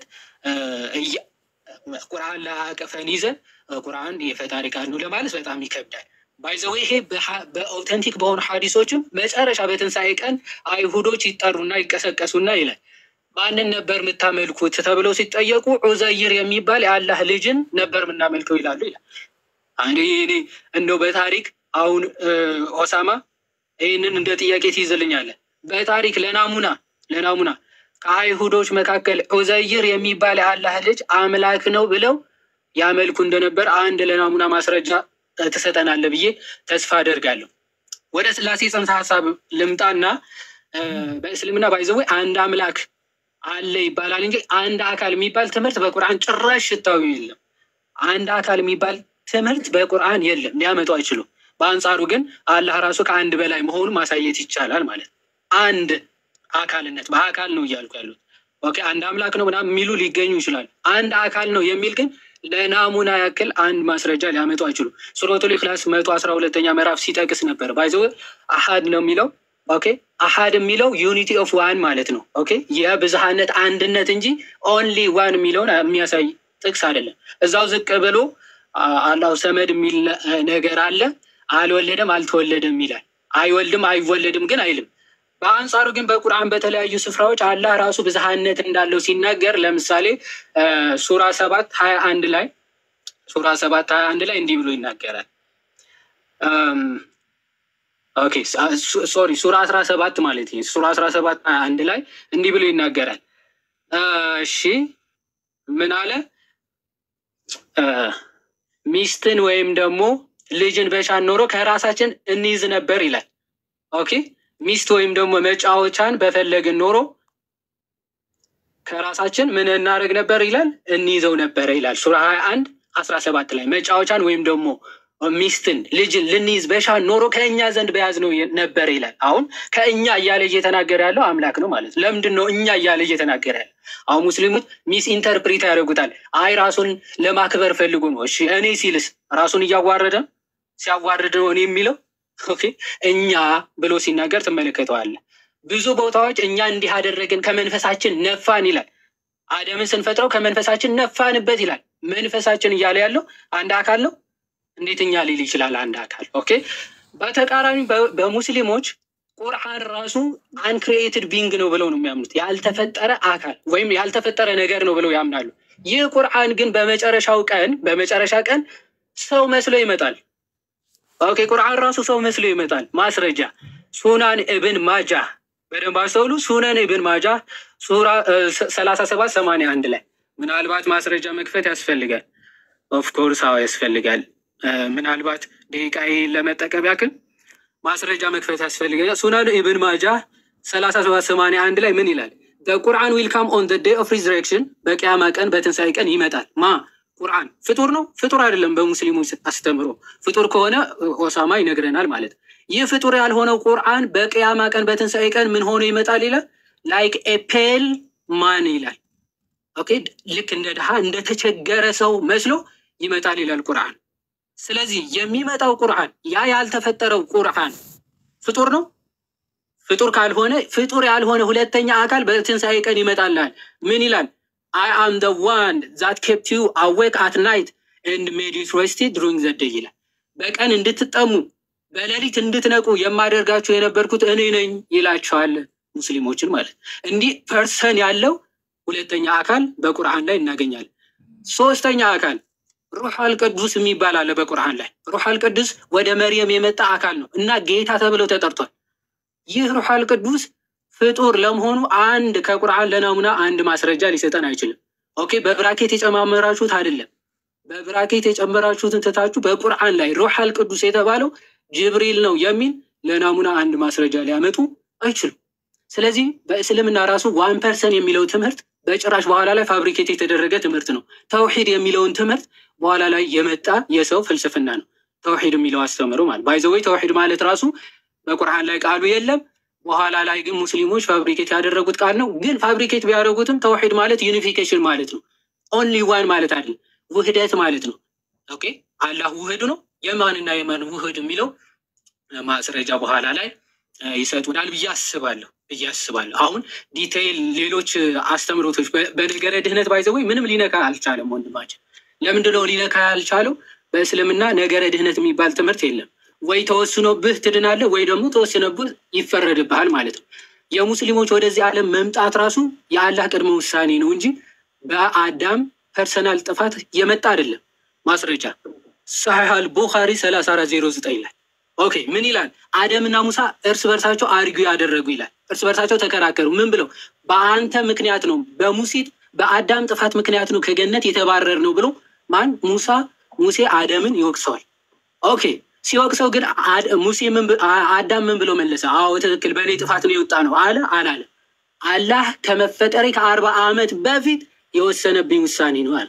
ይኸው የሚታያችሁ ከሆነ ምን አለ? yet you blame me for a thing which had already been written in my fate before my creation.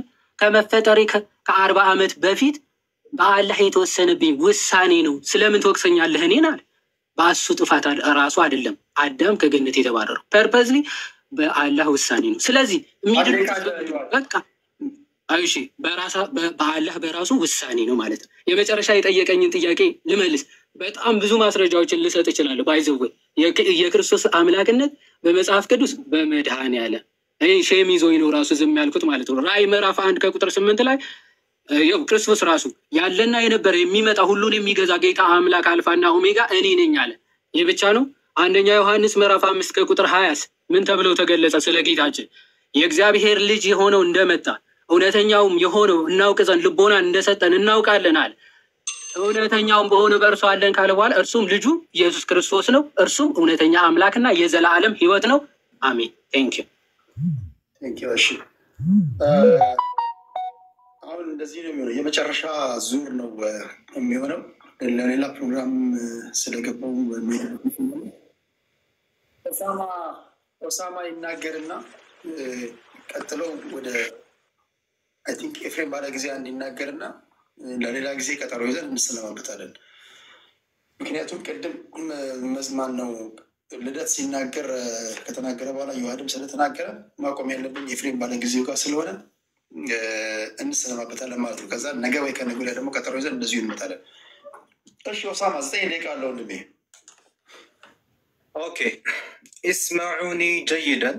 ሰዎች በደንብ አድርጋችሁ ለማዳመጥ ሞክሩ። ኮመንት ላይ ጋጋታ አለ፣ የመበሻሸቅ ነገር የኔ ይበልጣል፣ ይሄ የህፃን ጨዋታ ማለት ነው። እሱን ተውትና በደንብ አድርጋችሁ አዳምጡ። ከኤፍሬም ከቴዲ ልጀምር። ባለጉ ቴዲ ያነሳው ሀሳብ እና ዮሐድ መጨረሻ ላይ ያነሳው ሀሳብ ተመሳሳይነት አለው። እስልምና ስለ ድህነት ጭራሽ ስለማያወራ ነው። ስለ ድህነት ሲጠየቅ ኦሳማ ጆሃር ያላወራው ጭራሽ ስለ ድህነት ስለማያወራ ነው አለ። ኖ ደቂቃ ስላለቀብኝ ነው። አላሁ ስብሓነሁ ወተዓላ በሱረቱል ሙእሚኑን ላይ እንዲህ በማለት ይናገራል። ገና አንቀጹ ሲጀምር ማለት ነው። ቢስሚላህ ራሕማን ራሒም ቀድ አፍለሐል ሙእሚኑን፣ አማኞች በእርግጥም ዳኑ። አማኞች በእርግጥም ዳኑ። ጭራሽ እስልምና ስለ ድህነት ስለማያወራ ነው። ሌላ ታሪክ ማለት ነው። እዚሁ እነማን ናቸው አማኞች ሲባል ቴዲ የጠየቀው ጥያቄ ነው። አያይዣ እንደሌላ አስቀምጠው ብዬ ነው።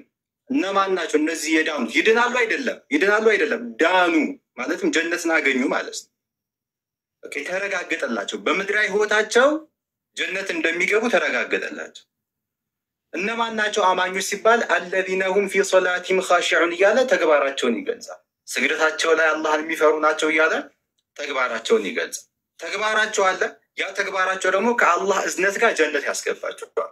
ለምን? ኩሉ በኒ አደም ኸጣ ነቢዩ መሐመድ ተናግረዋል። ሁሉም የሰው ልጅ ተሳሳች ነው ብለዋሉ። ምንም አላህ ያዘዘውን ነገር ቢፈጽም እንኳን የሰው ልጅ ምንድነው ሁሉ በኒ አደም አጠቃላይ የሰው ልጅ ተሳሳች ነው ብለዋል። ኦኬ ስለዚህ በአላህ እዝነት ያችን ስተታችን ደግሞ አላህ በእዝነቱ እየማረን እኛም የአላህን ትእዛዝ እየፈጸመን ድህነት እናገኛለን። ለዚያም ነው ቀድ አፍለሐል ሙእሚኑን አማኞች ዳኑን ያለው እና በጣም ይገርማል። ሌላው ምንድነው ኤፍሬም ያነሳው ነገር አለ በኮንፊደንስ ማለት ነው። ምንድነው ስለ ስላሴ መጽሐፍ ቅዱስ ላይ ያለ እንዴት የለም ትላለህ ብሎ ዮሐንስ ወንጌል ምዕራፍ 1 ቁጥር 1 ብሎ በመጀመሪያ ቃል ነበር፣ ቃልም በእግዚአብሔር ዘንድ ነበር፣ ቃልም እግዚአብሔር ነበር የሚለውን ማለት ነው። በደንብ አድርጋችሁ አዳምጡ ስላችሁ የነበረው ለዚህ ነው። ትልቅ ስህተት ነው የተሳሳተው። ጥያቄ ምንድን ነበር? የስላሴን ሀሳብ እግዚአብሔር ካስቀመጠ መጽሐፍ ቅዱስ ላይ አምጣለኝ ያልኩ ወይ ደግሞ ነብያቶች ነው ያልኩ። አንተ ያመጣልኝ የዮሐንስ ወንጌል ምዕራፍ 1 ቁጥር 1 ማን ነው ተናጋሪው? ተናጋሪው ማን ነው? ወንጌላዊ ዮሐንስ ነው ተናጋሪው ተብሎ ይታመናል በክርስትና። እግዚአብሔር አይደለም። ገና ሲጀምር በመጀመሪያ ቃል ነበር፣ ቃልም በእግዚአብሔር ዘንድ ነበር፣ ቃልም እግዚአብሔር ነበር እያለ የሚናገረው እግዚአብሔር አይደለም፣ ነብይ አይደለም፣ ዮሐንስ የተባለ ሰው ነው። ኦኬ ለዚያውም የዮሐንስ ወንጌል በጣም ቆይቶ የመጣ ነው። የመጨረሻው ወንጌል ነው ባይደው ዮሐንስ ወንጌል ከወንጌላቶች የመጨረሻው ወንጌል ነው። ወደ ሁለተኛው ክፍለ ዘመን እንደዛ ነው የመጣው። ዲቴል ቀኑን ባላቅም ብቻ መጨረሻ ላይ የመጣ ወንጌል ነው እና ዮሐንስ የተባለ ሰው እንግዲህ ክርስቶስ ካረገ በኋላ ስንት ዓመታትን አስቆጥሮ ስለዚህ ስለ ክርስቶስ ስለ ስላሴ ተናገረ። ደግሞ ጥቅሱን ዲቴል ገብተን ስንመለከቱ ስላሴ አይደለም የሚያሳየው። ልብ ብላችሁ ተመልከቱ። በተለይ ክርስቲያኖች ለስላሴ ማስረጃ ተብሎ የሚቀርበው ይሄ ነው። በጣም በሚያሳዝን መልኩ ማለት ነው። ምንድነው ጥቅሱ የሚለው? በመጀመሪያ ቃል ነበረ ይላል። ያ በመጀመሪያ የነበረው ቃል ክርስቲያኖች ኢየሱስ ክርስቶስ ነው ይላሉ። እሺ በመጀመሪያ ቃል ነበረ። ቃል የተባለ ፐርሰን አለ። ከዛሳ ቃልም በእግዚአብሔር ዘንድ ነበር ይላል። ሁለተኛው ኃይለ ቃል ምን ይላል? ቃልም በእግዚአብሔር ዘንድ ነበር። ቃል የተባለው ፐርሰን በማን ዘንድ? በእግዚአብሔር ዘንድ ነበር። 2% ዘንድ የምትለዋ ቃል 2% የምታጣምር ነች፣ አጣማሪ ነች። ኦኬ ቃል የተባለው በእግዚአብሔር ዘንድ ነበር እና ቃልም እግዚአብሔር ነበር አለ። ልብ በሉ። በእግዚአብሔር ዘንድ ያለው ራሱ ቃል ማን ነው? እግዚአብሔር ነው እያለ ነው። ሁለት እግዚአብሔሮች እያለ ነው ማለት ነው። ለምን? በእግዚአብሔር ዘንድ ያለው ቃል ማን ነው አለ? በሶስተኛው ኃይለ ቃል ቃልም እግዚአብሔር ነበር። ሁለት እግዚአብሔሮች ነው እንጂ እየገለጸ ያለው በአካል ሶስት አንድ አምላክ የሚል ሀሳብ የለውም በጭራሽ። ኦኬ ይሄ በመቀጠል ብዙ የተነሱ ሀሳቦች አሉ። ዮሐንስ የተለመደውን ጥያቄ አንስቷል። ከዚህ በፊት የሚያነሳው ይሄ ነው። እንግዲህ ምንድን ነው? በመጀመሪያ ሀዲስ ከፍቶ አላነበበም። ሀዲስ ሳይሆን የሀዲስ ትርጉም እንግሊዝኛ ነው ያነበበው። ሀዲስ ማለት ታቢዕዮች የነቢዩ መሐመድ ዓለይሂ ሰላቱ ወሰላምን ንግግር ኦኬ በማስረጃ በሰነድ የዘገቡት ነው። እሱም በአረበኛ ቋንቋ ነው ያቀረበው። እሱ እንግሊዝኛ ነው። የሀዲስ ትርጉም ያመጣው በመጀመሪያ ማለት ነው። ከኔ ጋር ስቀጥል ደግሞ ሀዲሱን ያነበብኩ ነው። ማስረጃ ብለህ ካመጣ እኛ ሙስሊሞች የምንቀበለው ሀዲስ ነው አይደለ? ሀዲስ ነው ማስረጃ። ይሄው አረበኛውን ከፍትልሃለሁ እያነበብክ ታስረዳለህ። ይሄ ያስኬደናል። ኦኬ ለምን? እኔ ሲቀጥል እንግሊዝኛ ተናጋሪ አይደለሁም ከዚህ አንጻር ማለት ነው። ኦኬ ሌላው ምንድን ነው? ስለ መለኮት ዮሐድ የተባለው ወገናችን ለማንሳት ሞክሯል። ማስረጃ አለ ምናምን ነገር በጭራሽ የለም። ይልቁንስ መጽሐፍ ቅዱስ ላይ እንደው ሌላውን ተውና ስላሴን ጭራሽ የሚያንኮታኮት ስላሴን ጭራሽ ድምጥ ማጡን የሚያጠፋ መጽሐፍ ቅዱሳዊ ማስረጃ አለ። እሱ ምን የሚል ነው? አንድ አምላክ የሚለውን ሀሳብ የሚያስጨብጥ ነው። በኦሪት ዘዳግም ምዕራፍ 6 ቁጥር 4 ላይ ሙሴ ምን አለ ለእስራኤል ልጆች? እስራኤሎች ስማ አምላካችን ስንት አምላክ ነው? አንድ አምላክ ነው። ስላሴ ላይ ግን ስንመጣ አሁን ኤፍሬምን ፊት ለፊት ብጠይቀው አብ ምንድን ነው ስለው አምላክ ነው ይለኛል። ወልድሳ አምላክ ነው፣ መንፈስ ቅዱስ አምላክ ነው። ስንት ዘረዘርክልኝ? ኦኬ ይሄ ነው 3 ነው የሚዘረዝ። ይሄ በጠይቀው ነው የሚመልስልኝ። ስለዚህ ይህንን ሀሳብ ያከሽፈዋል። እስራኤሎች ስማ አምላካችን አንድ አምላክ ነው። ሲጀመር ኢየሱስ ክርስቶስ በሐዲስ ኪዳን ዘመን የመጣ ሰው ነው፣ ወንድ ልጅ ነው። ብራዘር ሉቃስ ወንጌል ምዕራፍ 1 ከቁጥር 31 ጀምሮ ስንመለከት ስሙ ለራሱ በሐዲስ ኪዳን የመጣ ነው፣ ወንድ ልጅ ነው። ኦኬ ከጊዜ በኋላ የመጣ ነው። ለዚያም ነው እነሆ ትጸንሻለሽ ስሙንም ኢየሱስ ትይዋለሽ እያለ ያበሰራታል ገብርኤል ማለት ነው። ኦኬ ስሙንም ማን ትይዋለሽ? ኢየሱስ ትይዋለሽ። ገና ለወደፊት ፊውቸር ነው። ኢየሱስ ብለሽዋል አይደለም፣ ትይዋለሽ ፊውቸር ገና ሊመጣ ማለት ነው። በሐዲስ ኪዳን የመጣ አንድ ሰው ነው ኢየሱስ ክርስቶስ። እኛ የምናከብረው የተከበረ ነቢይና የአላህ መልእክተኛ ነው። ፊተኛይቱ ትእዛዝ ምንድናት ብለው ሲጠይቁት አዲስ ኪዳን ላይ ስንመለከት አሁን የሙሴን አስተምሮ ማለት ነው ምን አለ? እስራኤሎች ስማ አምላካችን እግዚአብሔር አምላካችን አንድ አምላክ ባይደው እግዚአብሔር የሚለው ቃል ከጊዜ በኋላ የመጣ የግዕዝ ቃል ነው። አሁን እያነበብን ያለነው አማርኛ መጽሐፍ ቅዱስ ነው፣ ግዕዝ አይደለም። ለምን ግዕዙ አማርኛ ላይ እንደገባ አላውቅም። እግዚአብሔር የሚለው አማርኛ አይደለም ሲጀመር። ሲቀጥልም እግዚአብሔር የሚለው ከጊዜ በኋላ የመጣ ነው። ጋድ በሚለው ነው እንግሊዝኛው ላይ የምናገኘው ማለት ነው። አንድ አምላክ ኢየሱስ ክርስቶስ ሲጠይቁት ምን አለ?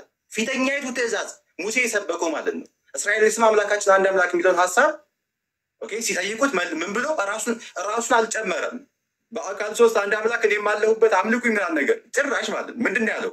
ራሱንም እንደውም ዝቅ አድርጎ ምን አለ? አምላካችን እስራኤሎች ስማ አምላካችን አንድ አምላክ ነው ብሎ በአዲስ ኪዳን ተናግሮ ካስፈለገ ምዕራፍና ቁጥር አውጥተን መናገር እንችላለን። ያው የታወቀ ጥቅስ ነው ብዬ ነው። ስለዚህ እነዚህን ሀሳቦች ከዚህ አንጻር እንመለከታቸዋለን። ሌላው ምንድን ነው ዮሐድ ለማንሳት የሞከረው አላሁ ስብሐነሁ ወተዓላ እኮ ቁርአን ላይ እኛ እያለ ይናገራል። ብዙ ቦታ ተውሒድ የሚለው ቃል የለም። ደቂቃ ቢኖር በደንብ መናገር ይችላሉ። ድምፅ ይሰማል። ቀይ ምልክት እያመጣ ነው። ምንድን ነው አላሁ ስብሐነሁ ወተዓላ ቁርአን ላይ እኛ የሚለው የክብር ብዜት ነው። ለምን? በመጀመሪያ አንድ መሆኑን ተናግሯል። ቁል ያ ሙሐመድ በል ሁወ አላሁ አሐድ፣ እሱ አላህ አንድ ነው ብሎ ተናግሯል። አንድ ነው ከተባለ ሶስት አይደለም ማለት ነው። አንድ ነው ከተባለ ሁለት አይደለም ማለት ነው። እኛ ሲል የክብር ብዜት ነው። እኛ ሰዎች ለምሳሌ ራሳችንን ከፍ ስናደርግ የሆነ ነገር ሰርተን እኛ ይህን ነገር እኮ አደረገን እኔ ብቻዬን እንደዚህ ልል እችላለሁ። ለምሳሌ ማለት ነው እኛ እኮ ይህን ነገር ሰራ ልል እችላለሁ። አንድ ፐርሰን እኔ ብቻዬን። ይሄ የክብር ብዜት ነው።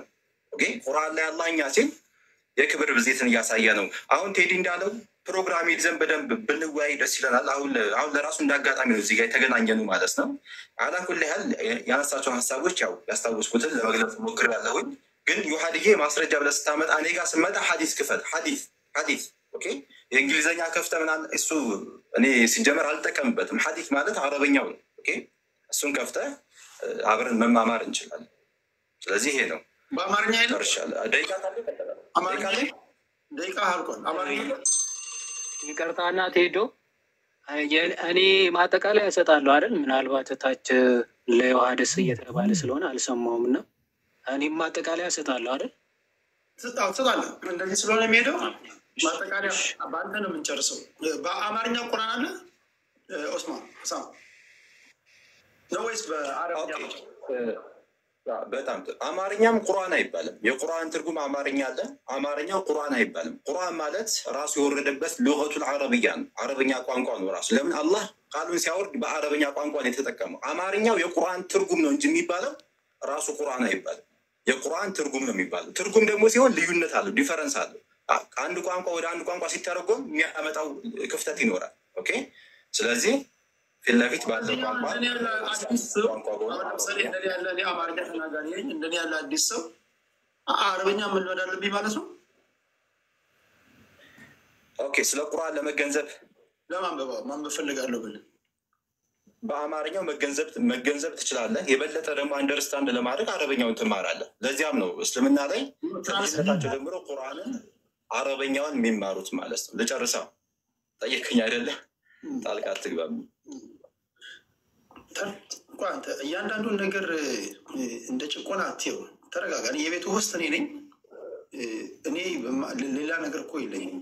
ሌላ ነገር እንደሆነ ሀሳብ እየጠየቀኝ ጣልቃ እየገባህብኝ ነው። ልክ ልመልስ ስል ጣልቃ እየገባህብኝ። ለዛ ነው ጣልቃ ገብቼ እኮ በተረጋጋ መንፈስ ጠይቃለሁ። አንተ የምትጠበቅብህ ምንድን ነው? ስጠይቅህ በተረጋጋ መንፈስ ለእኔ መመለስ ነው። ቁጣ አይበል እንጂ ከቅድም ጀምሮ ልክ ሌላ ነገር እንዳለ ነው እያሰብክ ያለው እና ጀስት ጥያቄን ያቀረብኩልህ ለሌሎቹ እንደማቀርበው ማለት ነው። በአማርኛ ባነብ ትራንስሌሽን ላይ የሚኒንግ ዲፈረንስ አለው ስላልከኝ አማርኛው ሙሉ አውድ ይሰጠኛል፣ ሙሉ ትርጉም ይሰጠኛል ላንብብህ ወይስ የግድ በአረብኛው ነው? አረብኛ ለምጄ ነው ማንበብ ያለብህ? አይሰጠህም። ሙሉ የቁርአኑን ትርጉም አይሰጠህም። ለምን በለኝ። ልመልስልሽ። ቁርአን ላይ ስትመጣ ቋንቋ አረበኛ ነው። አረበኛ ቋንቋ በጣም የረቀቀ ቋንቋ ነው ከአማርኛ አንጻር ስንመለከተው ማለት ነው። በትንሹ በላጋ የሚባል ነገር አለ ቁርአን ላይ። ለምሳሌ አንዲትን ቃል ብቻ በመጠቀም የዛን ነገር ትልቅነት ለምሳሌ በአንዲት ወርድ ማለት ነው ለምሳሌ በፋ በምንላት የአረበኛ ቃል ግነትን ማሳየት ይቻላል በቁርአን ላይ ማለት ነው። ይህን አገላለጽ ግን አማርኛ ላይ አናገኘው።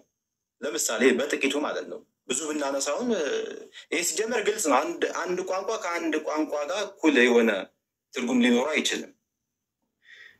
ይሄ ነው። ትራንስሌሽን ላይ ሰም ሊትራሊ ቴክኒኮች ሚስ ይደረጋሉ፣ ግን አውዱ እንዳለ ነው የሚሆነው። ለምሳሌ መጽሐፍ ቅዱስ በአማርኛ አይደለም የተጻፈው፣ በዕብራይስጥ፣ በግሪክ፣ በሂብሩ እያለ ከትራንስሌሽን ሲዟዟር ነው የመጣው። አንዳንድ ቃላቶች እኛ በአማርኛ የምንጠቀማቸውን በዕብራይስጥ የሌሉ በግሪክ የሌሉ ነገሮች እንደየሁኔታው፣ ለምሳሌ እንጀራ የሚባል ነገር እኛ ጋር ነው ኢትዮጵያውያን ጋር ያለው። ያን ያህል መሰረታዊ የሚባል መዛባት ላይኖር ይችላል። ያን ያህል መሰረታዊ የሚባል መዛባት አለው በአማርኛው ነው ያልኩት። ምክንያቱም ቁጭ ብዬ ማንበብ አለብኝ ቁርአንን ነው ወይስ አንተ ለእኔ አድቫይስ የምትሰጠኝ አረብኛውን ተምረህ በአረብኛ ነው ማንበብ ያለብህ ነው እያልከኝ ያለው? ኦኬ እሺ፣ ልመልስልህ በድጋሚ። ይኸውልህ በእስልምና ላይ ሙስሊሞች ከልጅነታቸው ጀምሮ ራሱን ቁርአኑን ማለት ነው እንዲያነቡ ትምህርት ይሰጣቸዋል። ኦኬ ሐዲስንም እንደዚሁ። ለምንድን ነው ትርጉሙ እያለ ለምንድን ነው እንደዛ የሚደረገው ከተባለ ሙሉ ሀሳቡን በተሻለ መልኩ አላህ ምን ለማለት ፈልጎ ነው የሚለውን ነገር ለመገንዘብ ነው። ኦኬ አማርኛውን ቢማሩ መሰረታዊ የሆነ ነገር ይጓደላል ማለት አይደለም፣ በጭራሽ አይጓደልም። ኦኬ ግን አረበኛው ላይ ሲሆን የበለጠ መረዳት ይኖራል እያልኩ ነው። ለምሳሌ አሁን ቅድም ያልኩን አሁን ቁርአን ላይ ስመጣ ሐምድ አልሐምድ የምትለው ቃል በጣም ማመስገንን የሚያሳይ ነው። አልሐምድ በቃ ምስጋናዎች በአጠቃላይ ሊላህ ለአላህ የሚል ነው። አሁን ወደ አማርኛው ግን ስመጣ ምስጋና የምትለው ቃል ብቻዋን በዚች ምድር ያለውን ምስጋና ሁሉ ያጠቃልላል ማለት አንችልም። ምስጋና የምትለዋን ቃል ብቻ ተጠቅሜ ሁሉንም ምስጋና ማለት አልችልም። ሌላ ቋንቋ መጨመር አለብን። ለምሳሌ በአጠቃላይ ምስጋና ሁሉ ለአላህ ይገባው፣ አየው ጨመርኩ ሌላ ቃል ማለት ነው። በአጠቃላይ የሚል ቃል እጨምራለሁ። አረብኛው ላይ ግን ስመጣ ሐምድ የምትለዋ ቃል ብቻ ይህንን ታጠቃልላለች ማለት ነው። ስለዚህ ከዚህ አንጻርም ስንመለከተው ቁርአን ላይ ያለውን አማርኛው ሙሉ ለሙሉ ሊገልጸው አይችልም። አራት ነጥብ። ስለዚህ የሚመከረው በአረብኛ ያለውን ማንበብ ነው። እሺ ኤፊ ወደ አንተ ልምጣ። 9 ደቂቃ አለው ወንድሜ።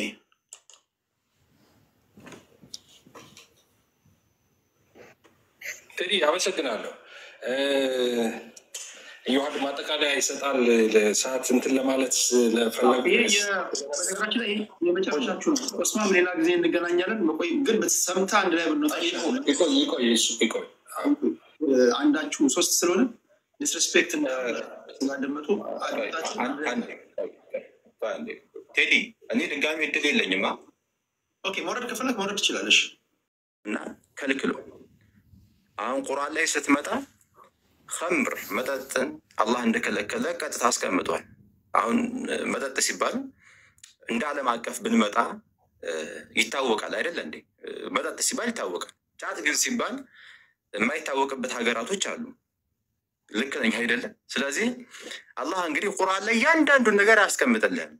ስሙን እየዘረዘረ ሲጋራ ክልክል ነው፣ ጫት ክልክል ነው እያለ አያስቀምጥልን። በአጠቃላይ አንተን የሚጎዳህን ነገር ከዛ ነገር ራቅ ነው እስልምና የሚለው። እናንተ ሊገነባ የሚችል ነገር ሐላል አደረግኩላችሁ ፈቀድኩላችሁ ነው የሚለው። ይሄ ነው። ሶስቱ በቂ ናቸው። ከሶስቱ ውጭ ሌላ ሰው ባትልኩልኝ ደስ ይለኛል። ሶስቱን በደንብ እንስማ፣ ስንት አድርገን እንስማና ምናልባት ቴዲ ይቅርታና በእኔ ቦታ ወይ 3 ሰው ብቻ የሚሆን ከሆነ ዮሐድን ታስገባዋለህ? ዮሐድን ላስገባለን?